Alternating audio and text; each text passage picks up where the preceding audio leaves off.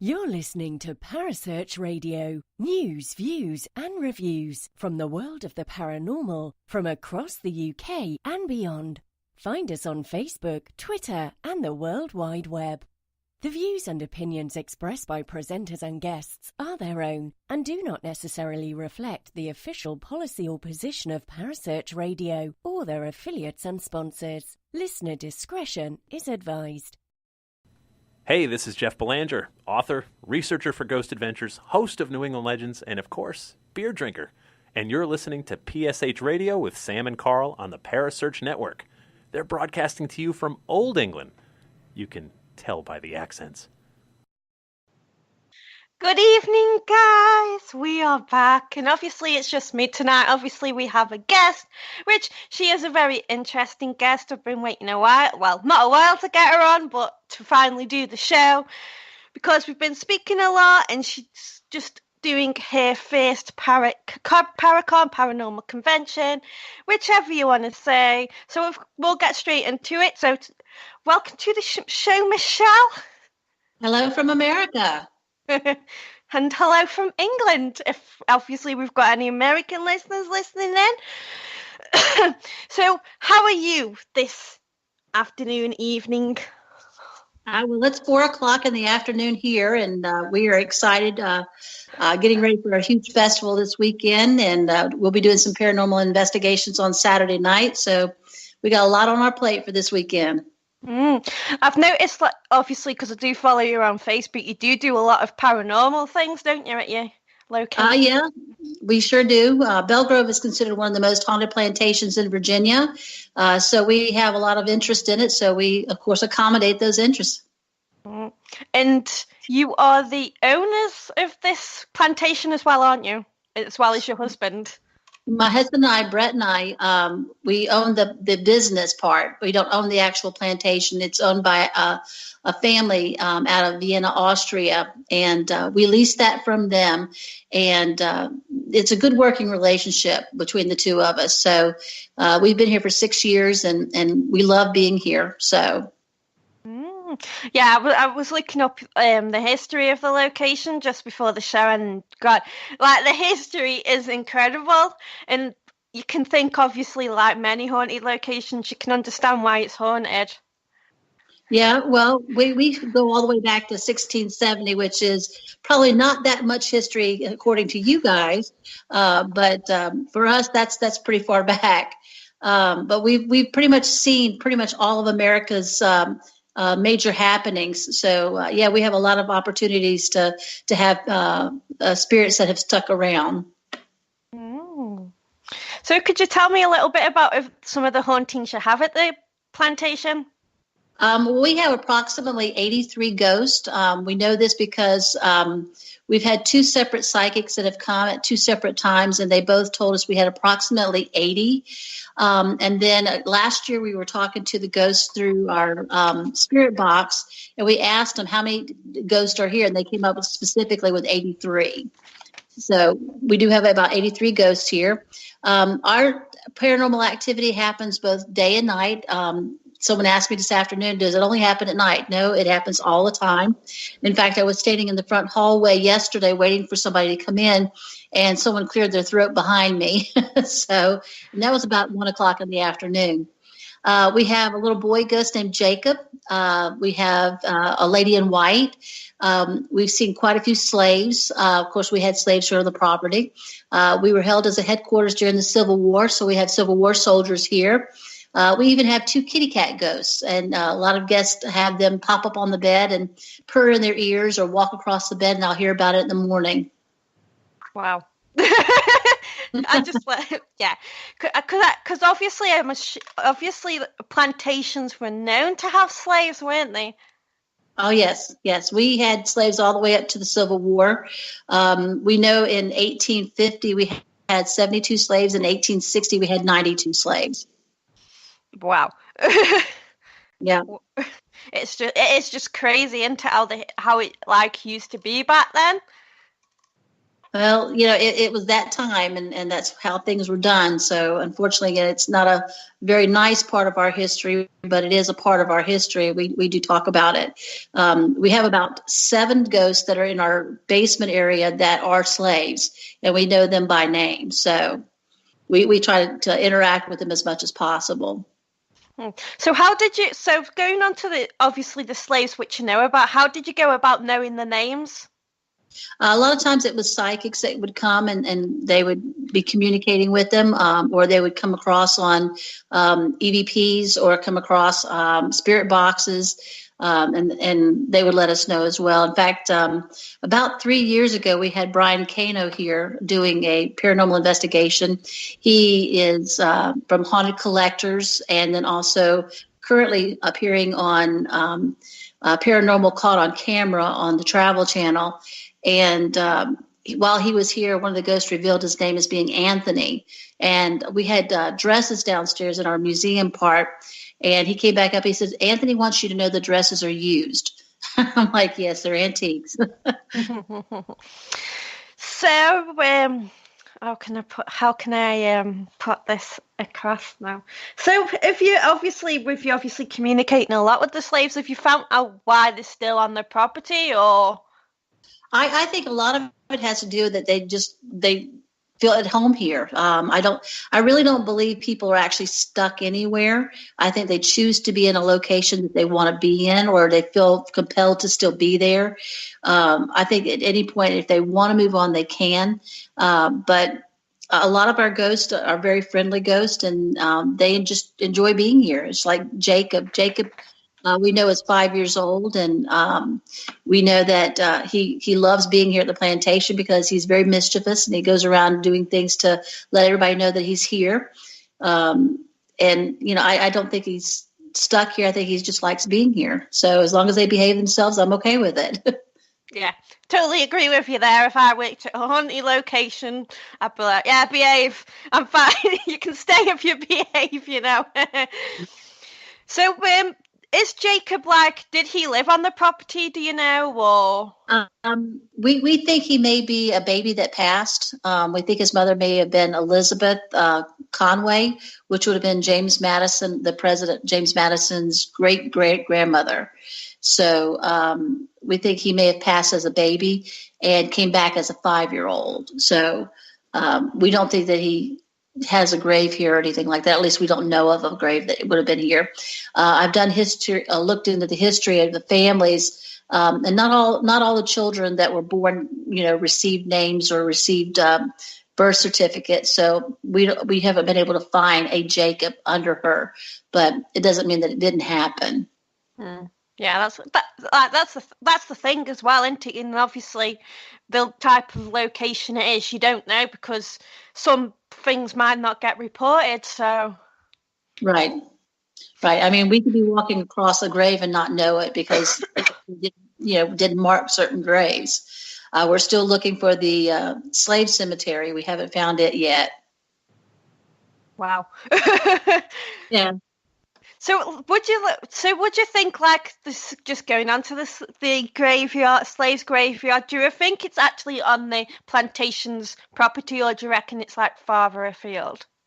It's here on the property somewhere. We thought we found it a couple of years ago. We did ground penetrating radar in the area that we thought it was, but it unfortunately was not there. But we did find the country road that led down to the river, because we sit on the river, where the tobacco was shipped out to England. So we do know that, where that road is now. And so, it's a product, of elimination.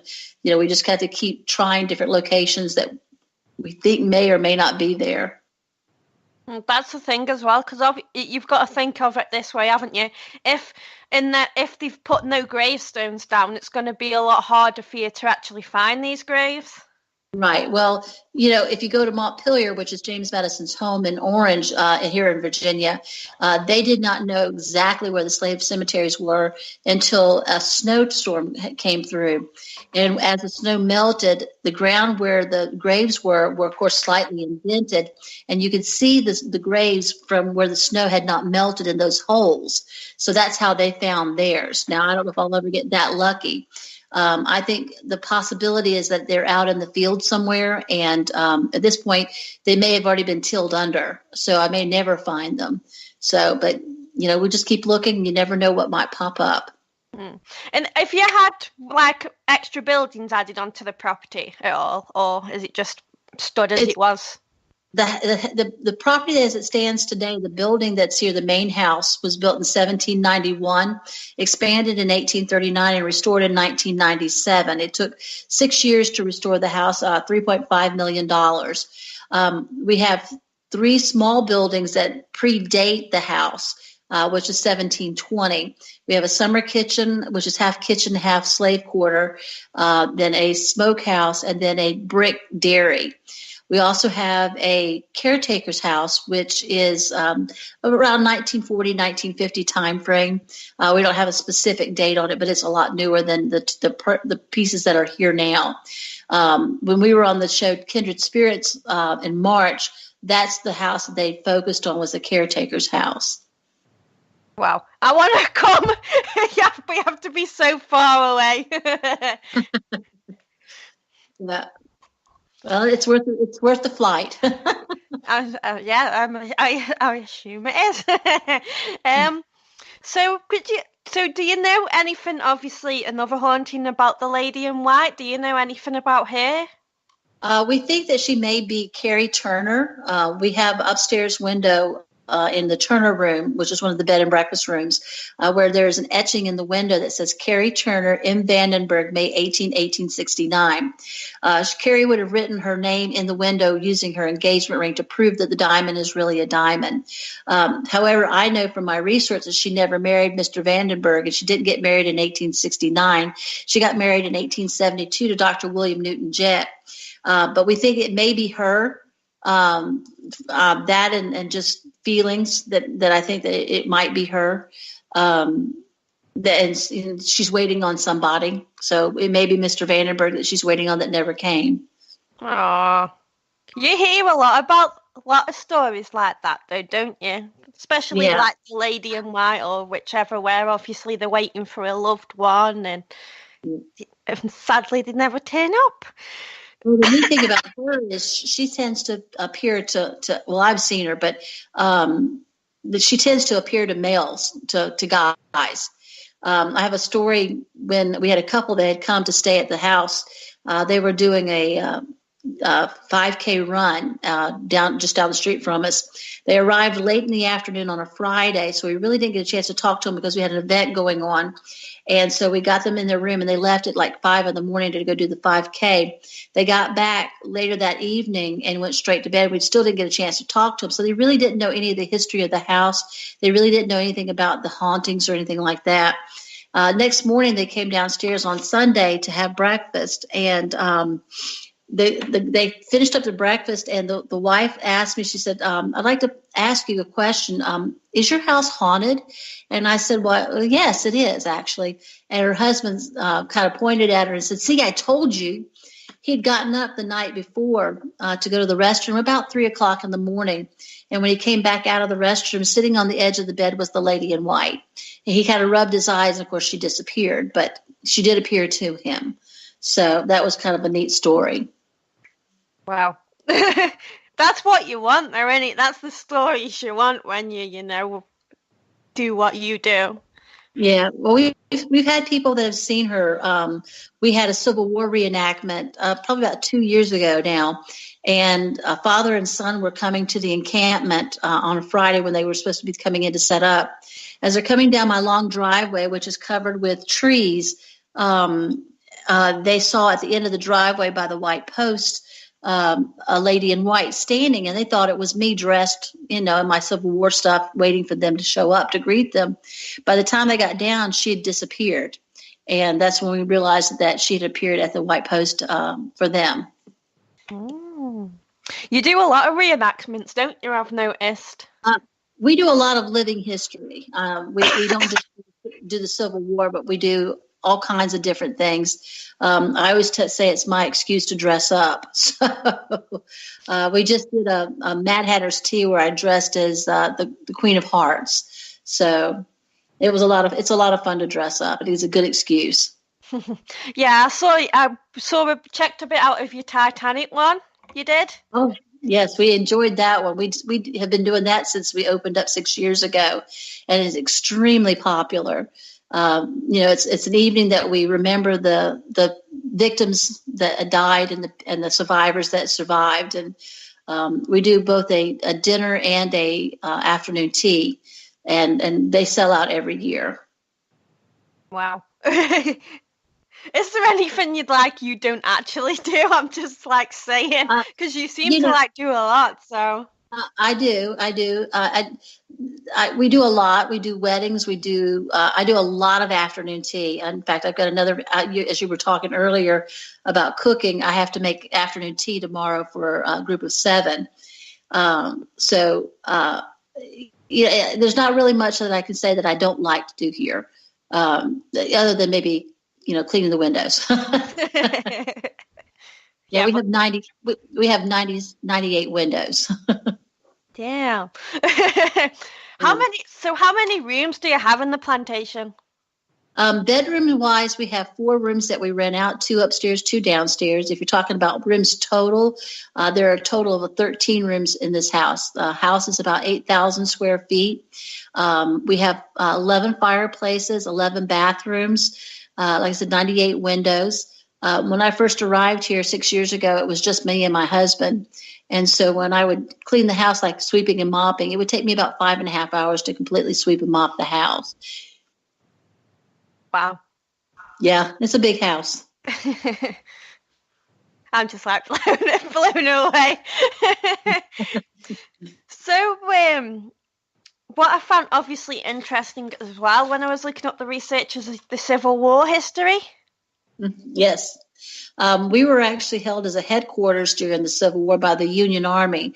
The Turners that lived here in the house were actually Confederates, and they were friends with Robert E. Lee and Stonewall Jackson. So both Robert E. Lee and Stonewall Jackson have been here. And then 1861, the Union Army showed up, and they forced the family out of the house. They took the house and the livestock. But they did allow their only son, George, who was 9 years old at the time, to keep his horse. I personally think it was probably a pony. It probably wasn't a real horse. Then they held the house until the end of the war. We had Ambrose Burnside. We had Kilpatrick, and we also had George Armstrong Custer here as well. So there's a lot of notables that have been here. Wow. That's the state, thing about some places in America, they have a lot of, obviously, Civil War history, because obviously in America, Civil War happened in loads of places, didn't it? Yeah, well, you're primarily going to find north and south. A lot of the war happened more south than it did north. The majority of the places you're going to find Civil War places are going to be down south, South Carolina, North Carolina, Georgia, Mississippi, in those areas.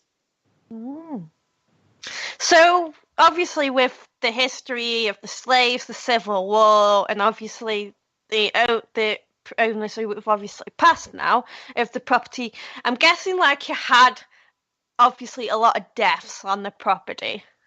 Oh, well, we've been around for over 200 years, so if we didn't have any deaths, I'd be very surprised. But yes, we probably had quite a few. Yeah. So let's think. Guys, obviously, if you're listening in, tuning in, if you don't know, there is a chat room and you can post questions. I'm just putting that out there. So we'll move on to the Paracon, Paranormal Convention, whichever you want to call it, part now, which is obviously very, very interesting because this is your first Paracon, isn't it? At the plantation. It is. Like I said, we've had a lot of interest in the paranormal here at the house. So, excuse me. We've continued to bring things here that people would enjoy doing, and we decided to do a Paracon. We're very excited about it. It's been very popular since we've put it up. We have a lot of wonderful people that will be coming. We'll have Amy and Adam, of course, from Kindred Spirits that will be here. Brian Kano will be coming back. We also have MJ Dixon that will be coming from England, from Sage Paracon there and Sage Paranormal. She'll be flying in to be with us. And then we've also got a psychic medium named Jay Marie, who is out of Richmond, that will be here. We've got a couple special guests that will be coming. We have the Ghostbusters that will be here to be the MCs for the Paracon. And then we also have the Ghost Finders that are special guests as well.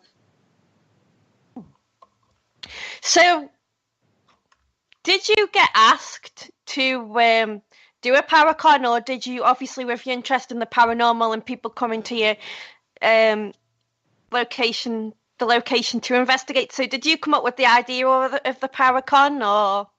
I actually came up with the idea for the Paragon. I'm the idea guy here.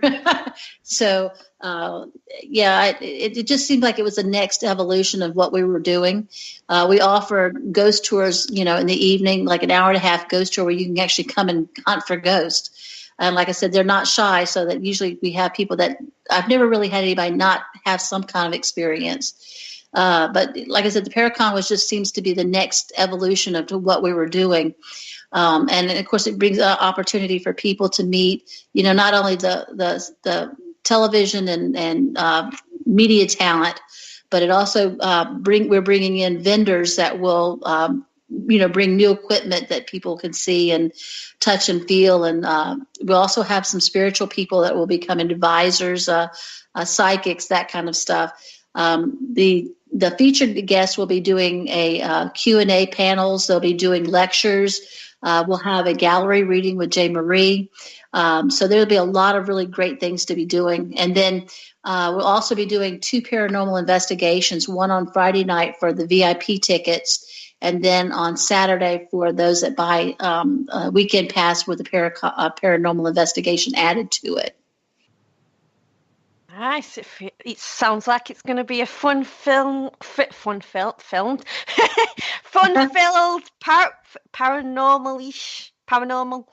Paracon. Yep. Yeah, I think it's going to be a lot of fun. I'm looking forward to seeing how well it comes off the first year.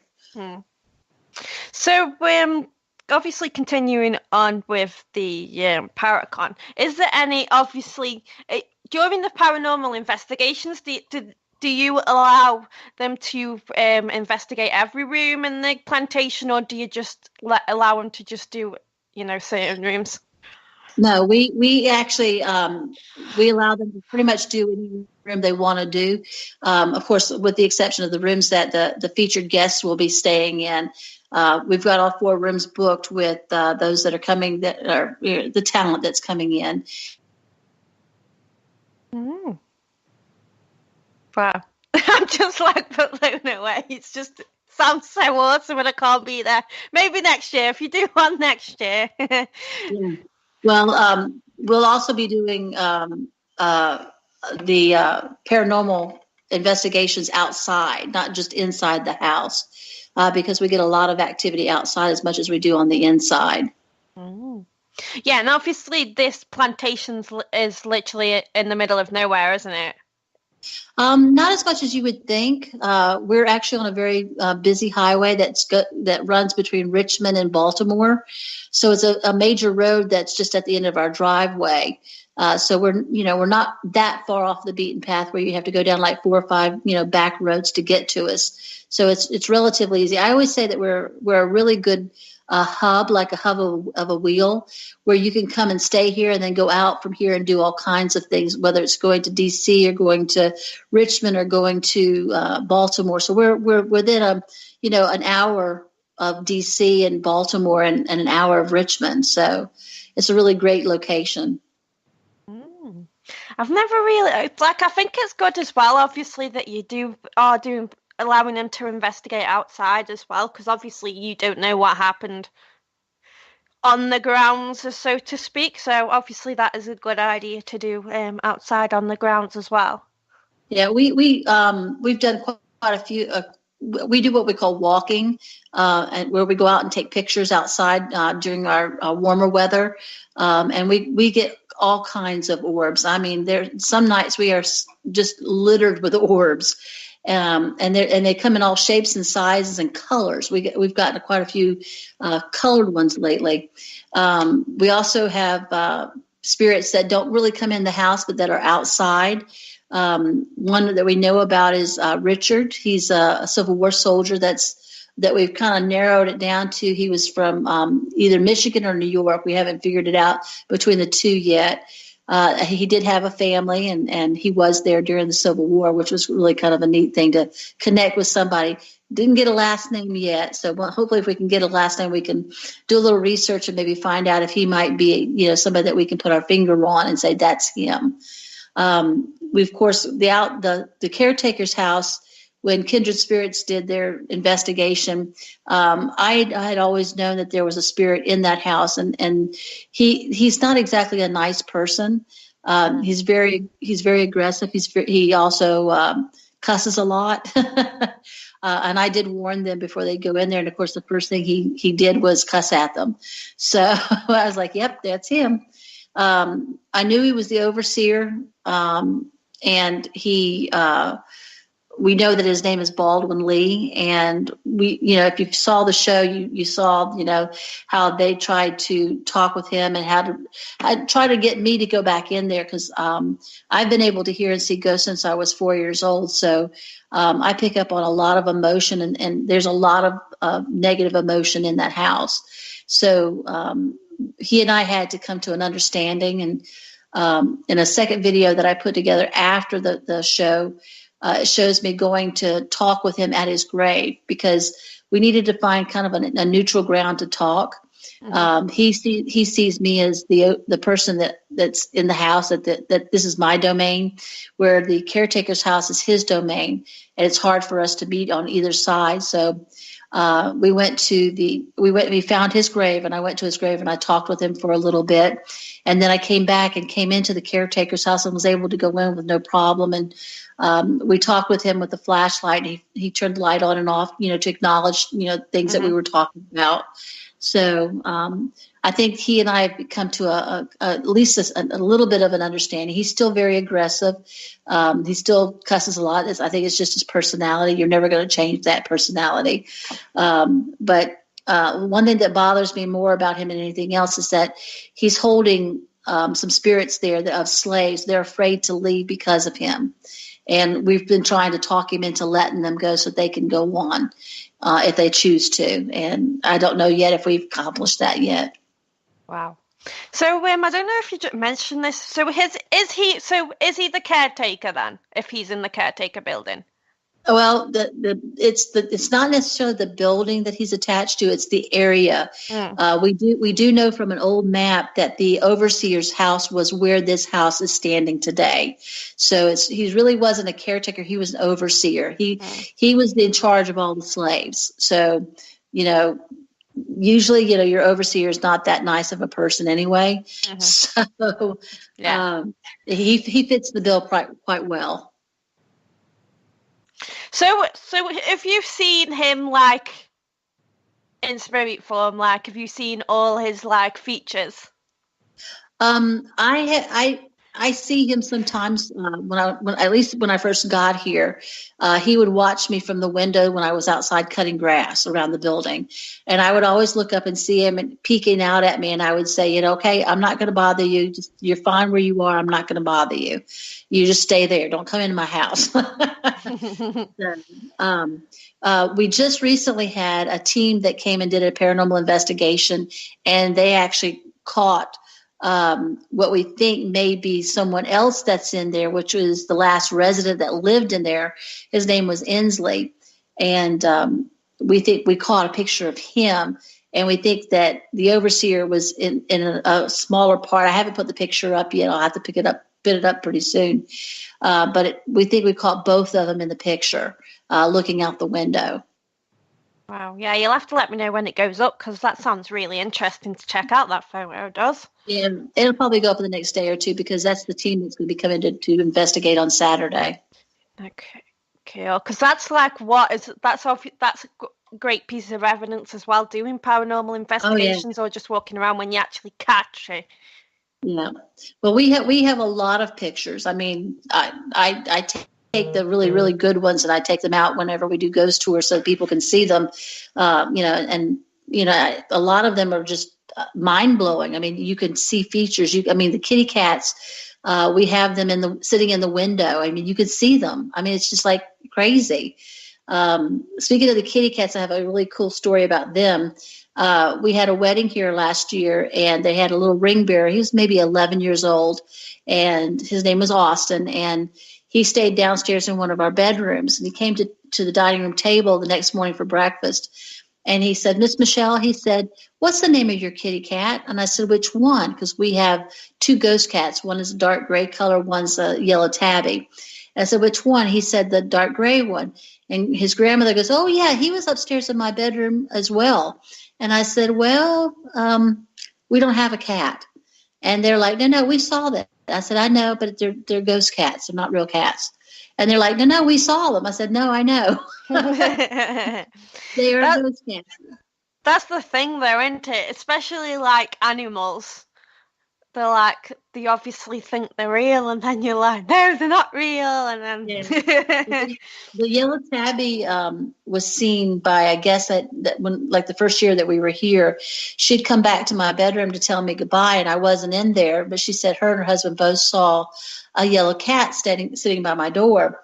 And they'd called to book another room, and they said, "Well, we wanted to thank you for not letting your cat run around the house because we're allergic to cats." And I said, "I don't have a cat." So I always joke that they're the best kind of cats, though, because I don't have to worry about litter boxes or having to feed them. Yeah, I read them. Yeah. Wrecking furniture, meowing, wanting to go out, because I'm assuming they probably just walked through a door. I don't know. Well, but they're still kind of neat because they'll sometimes come down to my bedroom and jump up on the bed and walk across the bed, and it feels just like a regular cat walking across the bed. It's just you don't see anything. That's I know that this is like a weird thing to say, but I can just picture it one of these days, I don't know if it'll be you or a guest, and I can just picture it obviously if you own a cat, how they can proper get up in your face. And I can just picture this one of these days as this ghost cat, you'll wake up and this cat's just looking straight directly at you. Now that might be startling because I won't be expecting it, but when we first arrived here, I mean, the activity was just so over the top. I think a lot of it had to do is we were bringing furniture in, we were changing things around. We were putting curtains up and just making a lot of noise and making a lot of changes. And excuse me, allergies, you got to love them. It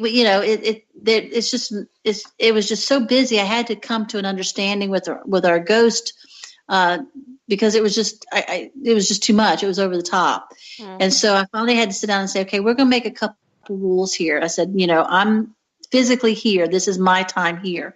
So what I'm going to say is that, one, you're not allowed to touch me. You're not allowed to push me. You're not allowed to whisper or call my name. I don't want to hear doors slamming, and I don't want to hear footstep noises. I know that you're here. You don't have to tell me you're here. If I have a guest that come and they are afraid of ghosts, they're not to make themselves known. If you have someone comes, they like ghosts, and you want to talk to them and they want to talk to you, you guys have a great time. I'm going to bed. If I am in my bedroom and my door is closed, that is my space, and I don't want you in there. In other words, I don't want to wake up in the middle of the night and see you standing in my room, and I sure don't want you leaning over me while I'm sleeping. And like I said, for the most part, everybody has complied. I don't have an issue with anybody, slamming doors or making a lot of footstep noises or anything like that.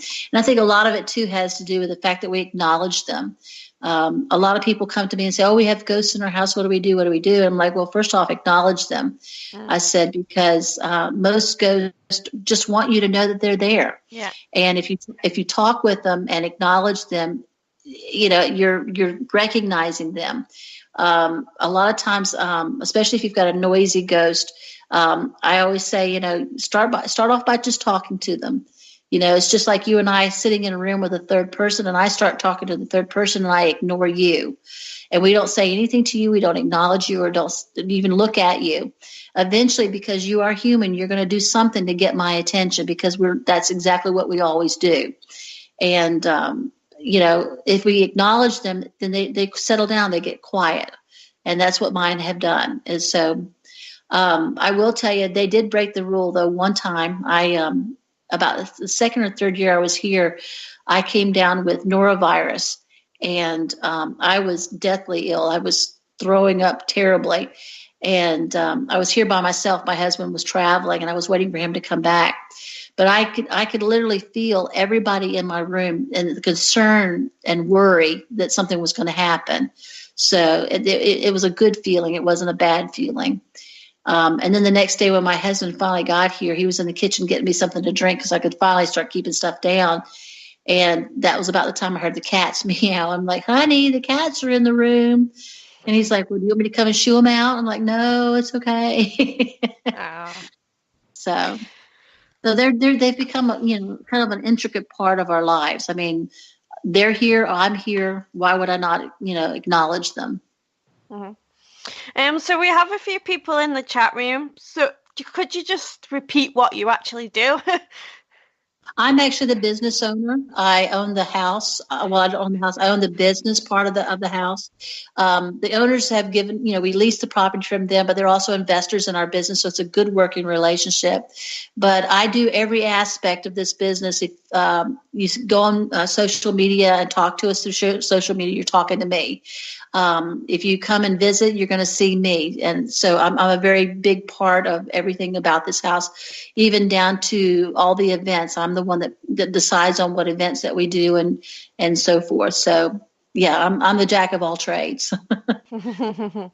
So, does your husband believe in this sort of paranormal stuff, or? He does. I will tell you, we've been married. This year will be 33 years. And I did not tell him that I could hear and see ghosts until we had been married for 15. I didn't know how to explain it to him. We both went to church. I'm a Baptist by, growing up in church. I grew up as a Baptist, which was very difficult because how do you explain to people that think that seeing spirits is evil? And I don't understand, why you would think that, but, I just have always been able to hear and see them. So how do I explain that? So I just never talked about it. And then, like I said, we got married and everything. And a lot of it, especially since I've been at Belle Grove, it's actually intensified. And I think a lot of it has to do with the area that I'm in. I don't know if there's a vortex here, if there's a gateway or something, but my abilities have intensified. And so, 15 years ago or so, I did tell him, and it kind of surprised him. And it took him a little while to understand. But I think once he started seeing when I was talking to people and I would have someone come through and I would tell them, okay, your loved one, this is your loved one. They're wanting to let you know something, and this is what they have to say. And the other person acknowledging it and saying, yes, that's something that I needed to hear or something or whatever. He started understanding that, yes, in fact, I really could hear and see things. One time I'll give you the story. It's really kind of funny because at this point he's known for a while. And I was up in Columbus, Ohio, having dinner with him. He was traveling up there and I'd gone up. And we went into this old home called the Remington Inn. And it was an old house. It was shaped like a Victorian, but it was older than that. It had been added on many times. And I came in and we sat in the formal in the parlor area, which was the dining room area. There was a cafe outside with a lot of people, and there was a bar in the back that had a lot of people. But there was hardly anybody in the dining room, just basically myself and my husband. And I have this thing, if I look at something, especially if it's moving like a candle, I tend to be able to focus out, not intentionally sometimes, but it happens. And things will come through. So they had a hurricane in the window with a lamp, a light, a candle in it. and it was flickering, and I watched it for a few minutes, and then I turned and looked at my husband, and my husband, I joke about this, my husband has this look like, oh boy, here we go. And of course, I told him at that point, I said, okay, there's two people here. There's one guy that looks like James Madison's period, colonial period. I said, he's wearing a brown dress, a brown suit, and he's got his hair pulled back with a little queue. I said, but it's not white, it's brown. And, he was very mad. I said he was shaking his fists, and he was very upset. He's mad because they messed up his house. So this is like the first owner. And I said that there's another lady that's here. She's around 1900s. She's got this bun thing going on top of her head, and she's got an hourglass shape body. I said, she's not mad. She just likes hanging out here and watching people. And so we ended up talking to the manager, and the manager confirmed that they both had those two ghosts that were there. So it's stuff like that he realizes, yes, this is in fact true. Michelle is actually seeing this stuff. Mm. Does he get shocked or when you tell him these things, or does he just kind of brush it off his shoulders kind of thing now? I think he's interested in hearing, and seeing what happens. I don't think that he just walks away from it or anything like that. He's, like I said, he always explains that he's never heard or seen anything. He knows that other people have abilities to do so, and he acknowledges that. And he just says, I'm just not wired that way. So, he understands. Yeah. You never know, though. It could happen. Well, there's a couple of times I think he's heard something and just kind of said, I don't know if I did really hear it or not. Yeah. So, and I don't know if it's, a reluctance to acknowledge it, or if it's just that he was unsure. But, I know that, he does support me as far as, saying, yes, I know that you do hear this. So, and he listens. Oh, that's good then. That's what you want, isn't it? So. Yeah, 33 years. I think we might be around a little longer. Oh. So, did you obviously going way, way, way, way back when you started doing what you were doing at the plantation? Did you know that this location was haunted before you started? Yes. Yeah, the first day that we walked into this house was July 12th, 2011. And we were viewing the house for the very first time. I knew that something was here. I actually felt like I was led here and that I belonged here. And we were walking around the house. The house is completely empty, no curtains, no furniture, nothing. And I'm taking pictures because I want to remember what I'm seeing. And so we were here with my husband, my daughter, and the property manager, and we'd gone through the entire house. And I said, well, do you mind if I go back and take pictures? So he'd followed me through most of the house, and my husband and our daughter had gone outside to stand on the bluff overlooking the river. And so I got ready to go down into the basement, and I said, are you going to come down to the basement with me? And he said, no. He said, I'll just go outside and stand and wait till you finish up. I said, okay. So I go downstairs, and I go all the way down to 2 rooms over from the staircase. And all of a sudden I hear the door slam, and I'm thinking, okay, this is the property manager coming down. So I called out to him and got no answer. And I went back up and looked upstairs, and there was no, the door was closed, and there wasn't anybody in the staircase. And so I went up to the top of the stairs. I looked outside, and all 3 are standing on the back porch, and I'm the only one in the house. And that's when I said, oh, okay, I know you're here. Thank you. Do you find that some spirits in the house follow you around as well? I do have some that will follow me around, or some that will check on me. I know Jacob likes to follow me around a good bit, especially when I'm here by myself, unless there's something more interesting, like if we have a tour going on and a child's in that, he's right there with that child through most of it. My grandmother is always with me. I know that she follows me everywhere I go. So, but I have spirits that come with people that stay sometimes for a short period of time, and then they'll leave. But they're like I tell everybody, they're always around. There's always somebody around. So it's very, very active then. Oh yes. But like I said, not in a negative way. Other than, Baldwin out in the caretaker's house, who tends to be a little bit of a foul mouth. That's about the only bad thing that really happens. Yeah. A question in the chat room. Abigail asks, are they mainly active at night or during the day? All hours. It can be almost any time. I catch sight of them, of course, but I like I said, I can hear and see things a little bit more than most people, so I catch sight of them a lot. But we've had people that have had experiences both day and night, so it can be almost any time. So do you sometimes switch off from them though? You kind of can you just leave me alone for a few minutes, or? Well, if I want to do that, I usually will come in my room and shut the door, and that's my indication that I want some quiet time. Before I go to sleep each night, I pray and ask, God to send the angels to surround my room and keep the spirits out so that I can sleep. Not all ghosts are going to follow the directions, but for the most part they do. So, and it's always good to have the extra help. Yeah. My mind's gone blank. Because I was just going to ask you something, but it's gone. The question's gone now. So I take it obviously, can it be a lot draining of your energy being in that? Oh, I get tired, especially when we're doing gallery readings. If we have another psychic that's here and she's doing a gallery reading, it will actually drain me. And I think a lot of it has to do with that she's pulling a lot of my energy to help her. And so I'll get really tired. Now, I have had a couple situations that were very draining, where someone has come and asked, or not asked, but somebody has come through, and it was really, well, I'll tell you, there was a young lady that came, it was maybe 3 or 4 years ago, and she had cancer. I knew she had cancer, and she knew she had cancer.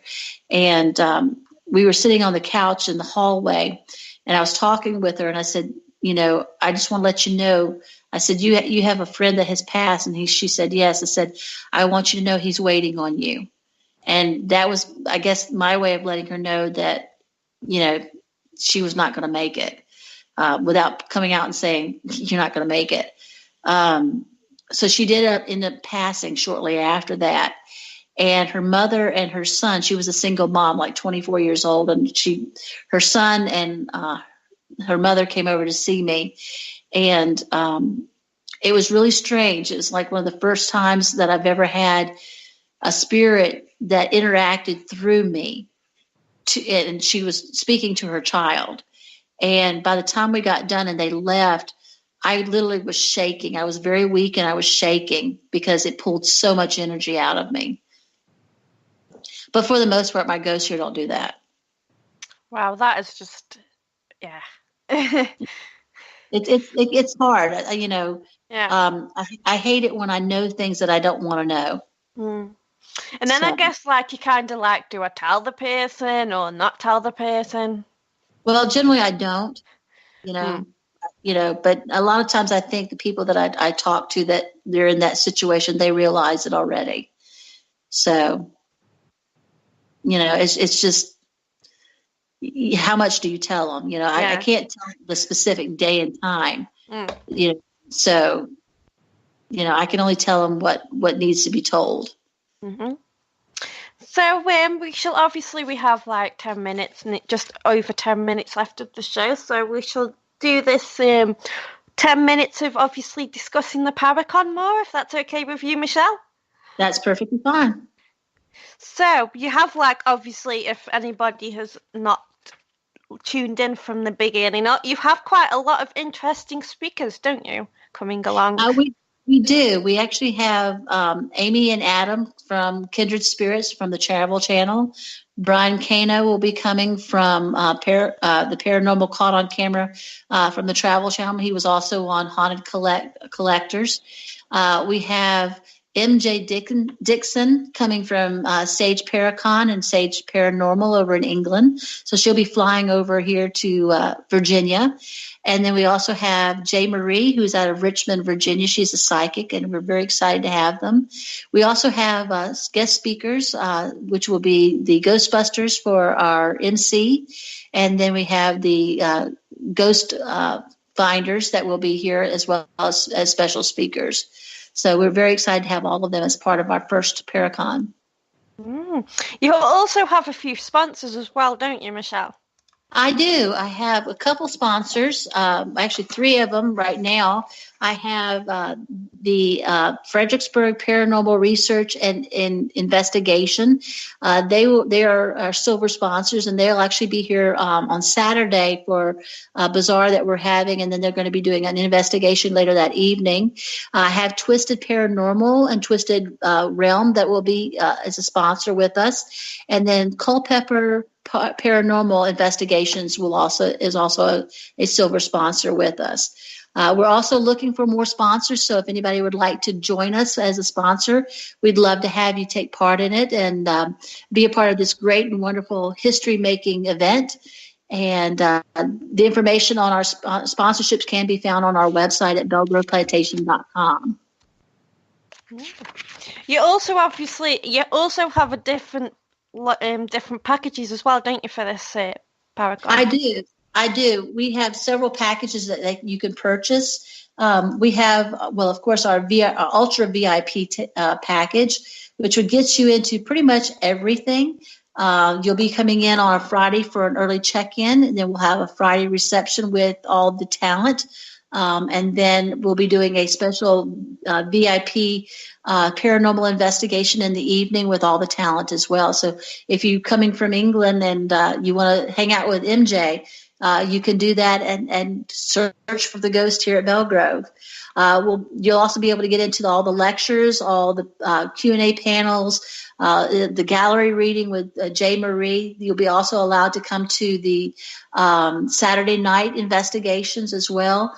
There'll be autographs and photos taken with the speakers. Be able to see all the vendors as well, and even giving you a special T-shirt. Then you also have our weekend packages, which is either with or without paranormal investigation. And the paranormal investigations on Friday and Saturday are both very limited. So once we hit a certain number, there won't be any other offers for that. You'll be able to come to the events during the day, just not be able to come to the paranormal. So we do recommend that if anybody would like to paranormal investigate here at Belle Grove on those dates, they need to purchase their tickets as soon as possible because we are filling up relatively quickly. We also have, if you want to just come and see the lectures or just come and do the gallery reading, you can do that as well. So there's many opportunities for those that have limited time or those that would like to fully immerse themselves into it.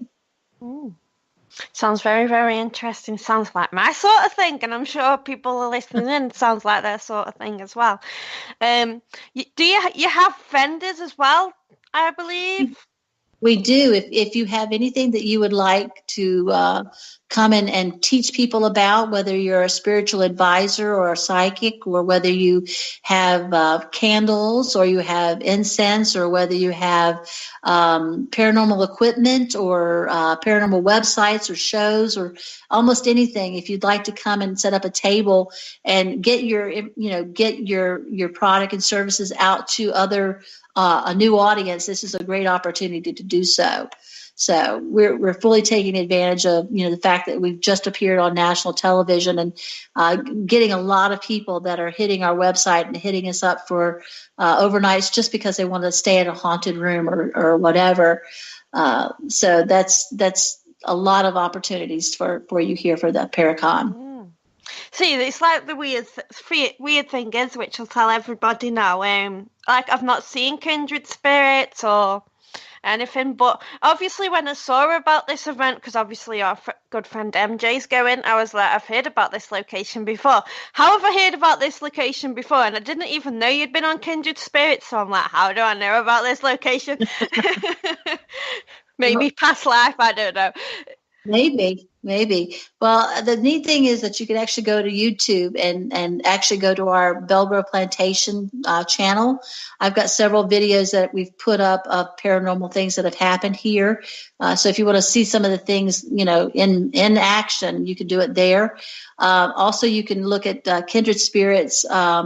They do have a video for our particular episode called Dying Regrets. So you can see that also on YouTube. And then you can also see the follow-up where Baldwin and I sit down and have a chat. So that there's all kinds of ways that you can see it, even though it's already passed on the national television. I'll have to check your episode out because I've not like I say, I've not watched Kindred Spirits at all yet. So it'd be interesting to actually watch. Yeah, it was a lot of fun to make. It was a lot of fun to make, and I will tell you, at the very end, I do cry. So it was a very emotional time at the very end when I had to go into the house. So it's well worth seeing the show. Mm. And obviously, like you say, because it is good when obviously you have TV production teams, TV teams contacting, because obviously it opens up more windows for you, doesn't it? It does. It broadens our audience. One of the neat things about Belle Grove is before we opened in 2013, we had already started doing a blog. We already started doing Facebook and stuff like that. So when we opened our doors, immediately our very first online reservation was from New Zealand. So, to be here in America and halfway around the world, someone wants to come and stay. That's just amazing to me. So we do have a lot of international guests that come and see us all the time. Of course, we're close to DC, so that does help as well. But before I forget, I do want to put out there that there's an opportunity if you would like to come and come to the Paracon. We are offering a raffle ticket for 2 free VIP tickets, and we're going to be taking raffle tickets up till August the 1st. And that's when the drawing will be. So you can win 2 free tickets to come and do everything, but the whole weekend. It's a $1,098 package. It doesn't have the lodging or the travel, but it does take care of, all your events that you're here. If anybody would like to purchase those tickets or purchase Paracon tickets, it is available on our website.